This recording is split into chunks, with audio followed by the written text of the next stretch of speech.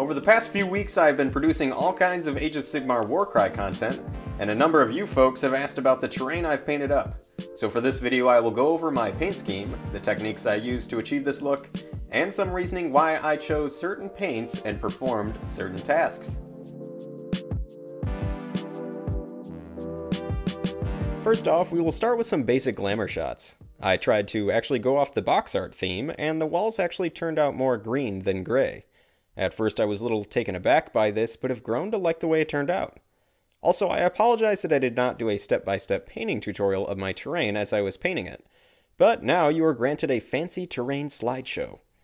For the terrain, I actually used a majority of Citadel paints, but I did mix in a few P3 paints. For those of you who are Citadel loyalists, they do have comparable paint colors to the ones I used. But without further ado, these were the steps in my painting process. To prime all the terrain, I used my airbrush and went with Vallejo's Surface Primer Gray. This gray primer by Vallejo can be brushed on, but works a lot better through an airbrush. If you do not have an airbrush, a light gray spray can primer should do the trick.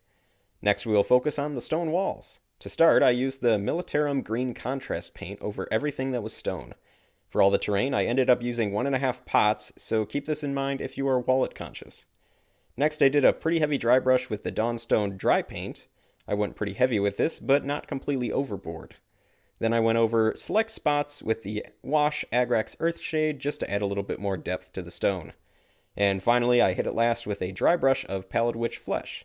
I went pretty light with this, so no need to go overboard here. Now on to the metals. To start, I went with the P3 paint Pig Iron.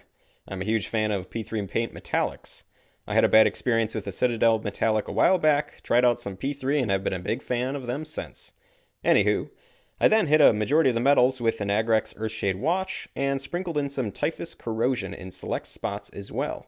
Once the corrosion dried up, I brushed on some Ryza Rust in those areas. I applied the corrosion to show off that rusted metal effect. And finally I sprinkled on some Nihilakh Oxide in areas I wanted to show off some, well, oxidization. Again, this is to add a little bit more depth to the terrain. Next we move on to the wood. I made this a super simple process. First I used the Wyldwood contrast paint directly over the light gray primer. Once that dried, I did a mix of light dry brushing with Screaming Skull and Pallid Wych flesh. That is it for that. This is definitely where I took a pretty big shortcut. I could have spent more time doing highlighting and details on the wood, but I was content with how it looked. For the Sigmar statue head, I based the entire thing in black, and the rest of the steps are just dry brushing. Heaviest to start, eventually leading down to a very light dry brush. I started out with the P3 paint Coal Black, then lighter with Dawnstone, and then super light with Pallid Wych flesh. The Sigmar head was super quick and easy to paint. Again, could have went with more detail, but it still looks pretty good. And finally, we will look at some of these small minor portions of the terrain, the skeletons and the bell.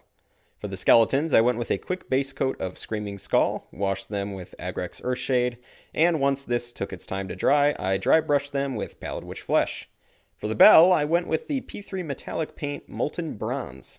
I washed the bell with Reikland Fleshshade, and did a very light dry brush with another P3 paint Cold Steel, and finished it up with some Nihilakh Oxide paint. I will never pronounce that paint correctly. So that is it for the terrain. I got the starter set right when it came out on August 3rd and went to town assembling and painting it up. I did not time myself for this project, but I would say the entire painting process probably took 8 to 12 hours. Again, this is just an estimate, but I would say it went pretty quick, especially for around 19 individual pieces of terrain.